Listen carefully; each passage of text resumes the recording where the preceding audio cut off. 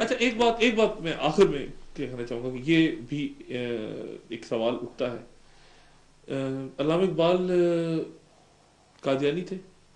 نہیں، اس کے متعلق بھی مجھے کم از کم کوئی ثبوت ایسا نہیں، ہرگز نہیں تھے نہیں، مگر یہ ثبوت موجود ہے کہ وہ متاثر ہوئے تھے، جیسے شروع میں کہا تھا انہوں نے پروگرام سے کہ بہت سے لوگ متاثر ہوئے۔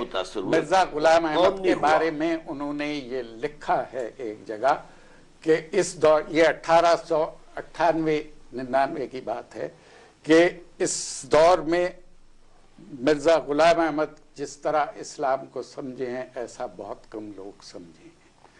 اس پر میں نے ساری چیزوں جب میں نے پڑھی ہے، وہ بھی پڑھی ہے، اور احمدیوں کی کتابیں بھی میں نے پڑھی جو انہوں نے اس پہ لکھی ہیں۔ احمدیوں کے کہنے کے مطابق علامہ اقبال 1931 میں تائب ہوئے اپنے عقیدے سے، 1931 تک احمدی تھے جی، اور غیر احمدیوں کے کہنے کے مطابق وہ 1908 میں تائب ہو گئے۔ غیر احمدیوں کے مطابق وہ تائب ہوئے؟ 1908 میں کون سے تائب۔ غیر احمدی کہتے ہیں؟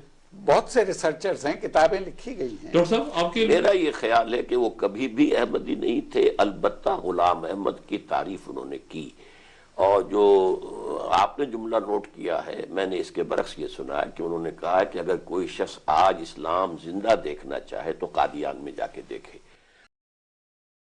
بہت بڑی تعداد اس وقت تحریک پاکستان کے کابرین کی احمدی تحریک سے متاثر ہوئی تھی ڈاکٹر صاحب، کیونکہ یہ عیسائیوں کو جواب دیتے تھے۔ تحریک پاکستان ہی نہیں، خود جو ہے مولانا ابوالکلام آزاد، مولانا ثناء اللہ امرتسری، اصل میں یہ ایک خاص دور تھا جب کہ اسلام کے خلاف ایک تو عیسائی یہ متاثر تھے، یہ خود تھے، یہ غلام رسول مہر اور عبدالمجید سالک احمدی تھے۔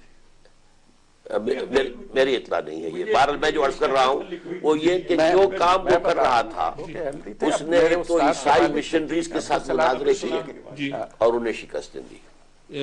کس نے؟ عیسائی مشنریز کو ساتھ مناظرے کر کے غلام احمد نے انہیں شکستیں دی۔ اچھا، اور ایک زبردست جو ایک وائلنٹ تحریک اٹھ گئی تھی، یہ ستیارتھ پرکاش کا جو مصنف تھا، آریہ سماج، تو آریہ سماج کے لوگوں سے بھی اس نے مناظرے کیے اور انہیں شکستیں دی۔